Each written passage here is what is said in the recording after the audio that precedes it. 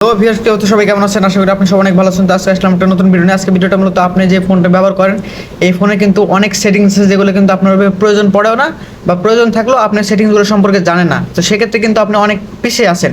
আমি মনে করি কি এই সেটিংসগুলো যদি আপনি সম্পর্কে জানেন বা এগুলো যদি আপনি ব্যবহার করেন আপনার নিত্য প্রয়োজনীয় কাজে, সেক্ষেত্রে কিন্তু আপনার ফোনটা আর স্মার্ট হবে, আপনি কিন্তু আরও স্মার্ট হবে এবং নিজে ফোনটাকে পাওয়ারফুল এবং নিজেকে স্মার্ট করতে পারবেন। কারণ কি আপনি সেটিংসের মাধ্যমে এমন কিছু ফিচার্স আপনি পাবেন যেগুলো কিন্তু আপনার ফোন ইউজ করার সময় পার্শ্ববর্তী কেউ যদি দেখে সেক্ষেত্রে কিন্তু আপনার উপর অবাক হয়ে যাবে যে এরকম কিভাবে হলো বা এটা কিভাবে সম্ভব। ঠিক আছে, আর এটা এমন একটা সেটিংস, মানে আপনি তখন আপনার কাছ থেকে জানতে চাবে যে আমার সেটিংসটা এটা করে দাও বা আমার সেটিংসটা আমি এরকম চাচ্ছি।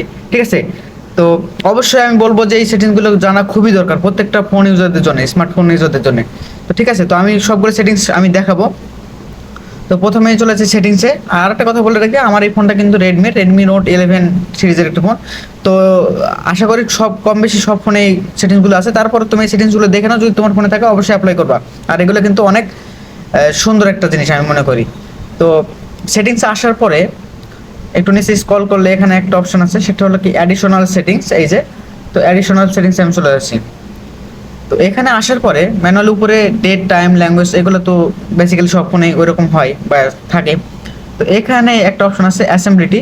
তো জাস্ট এখানে আমি ট্যাপ করতেছি। এখানে ট্যাপ করলে কিন্তু এখানে অনেক ফিচার্স আছে, এগুলো এই যে প্রত্যেকটা এগুলো কিন্তু একটা নতুন নতুন ফিচার্স। ঠিক আছে, অ্যাসেম্বলিটি বাটন, এই বাটনে এখানে যদি আমি শো করাতে চাই সেখানে কিন্তু এটা আমি শো করতে পারবো। আর এখানে কিন্তু ওই যে বাটনটা থাকবে এই বাটনটার মাধ্যমে আমি সব কিছু কন্ট্রোল করতে পারবো। তো আমি এটা আসলে এখন চাচ্ছি না, তো আমি অন্য সেটিংসগুলো দেখাই। তো এখানে হচ্ছে ভিজুয়েশন, এখানে যদি আমি ট্যাপ করি, তো এখানে ট্যাপ করার পরে এই যে এখানে ডিসপ্লে সাইজ এই অপশনটা, এখানে যদি ট্যাপ করি তাহলে কিন্তু আমি ডিসপ্লে সাইজ এখান থেকে বড় ছোট করতে পারবো। এই যে আমাদের নিচে দেখো এখানে কিন্তু এস আছে, মানে এটা কি, এটা হচ্ছে এখন স্মল সাইজ আছে। আমি লার্জ করতে পারি এবং হচ্ছে আরও স্মল করতে পারি। ঠিক আছে, এখান থেকে কিন্তু সাইজ বড় ছোট করে নিতে পারবো। তো দেখো এখন কিন্তু বড়, এখন মিডিয়াম, তারপরে আরও ছোট। তো এখান থেকে প্রয়োজন মতো সেট করে নেবেন আর কি। তো তারপরে নিচে আছে ম্যানুফ্যাকচারিং, এটা হচ্ছে এটা এই অপশনটা আমার চালু করা আছে। এটা হচ্ছে একটা শর্টকাট, সেটা হলো কি এটা যদি ওপেন করে রাখেন যে কোনো একটা জায়গায় আপনার ফোনে যখন যে অবস্থায় থাকুন না কেন, এমন কিছু কিছু অপশন থাকে, মানে এমন কিছু কিছু জায়গায় আপনি থাকেন তখন কিন্তু আপনি ম্যানুয়ালি জুম করতে পারেন না। সাপোজ আমি কিন্তু এখন চাইলে এটা স্ক্রিনটা জুম করতে পারবো না, কিন্তু আমি এই অপশনটা যদি চালু করি তাহলে দেখুন আমি কিন্তু এখন গট ইট। তো আমি কিন্তু এখন এটা চাইলে জুম করতে পারবো। ঠিক আছে, আমি যদি ধরি কোনো একটা টেক্সটকে তাহলে কিন্তু জুম করতে পারবো আমি। দেখবেন এই যে এখন আমি জুম করতে পারবো, এই যে দেখেন। ঠিক আছে,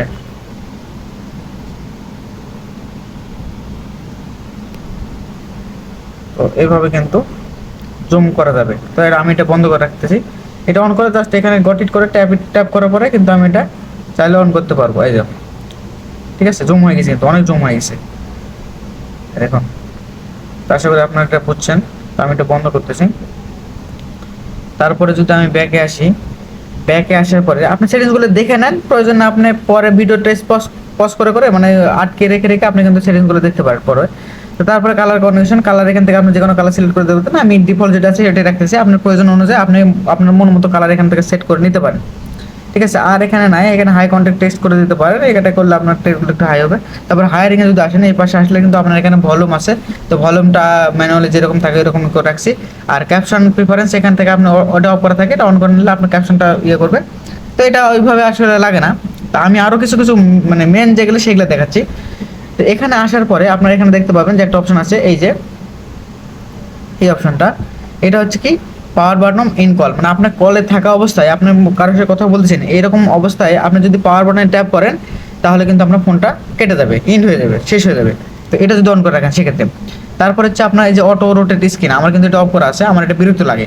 তো আপনার যারা প্রয়োজন তারা এখান থেকে অন করে নিতে পারেন। ঠিক আছে, তারপর টাচ হ্যান্ড হোল্ড ইজিলি, এটা আপনার শর্ট করে রাখছি। এটা হয়তো আপনার অন্য ফোনে এটা নাও থাকতে পারে, এটা রেডমির স্পেশালি থাকতে পারে। তো এই ছিল এখানকার আরও সেটিং। আর বাইরে আরও কিছু সেটিংস আছে সেগুলো আমি দেখাচ্ছি।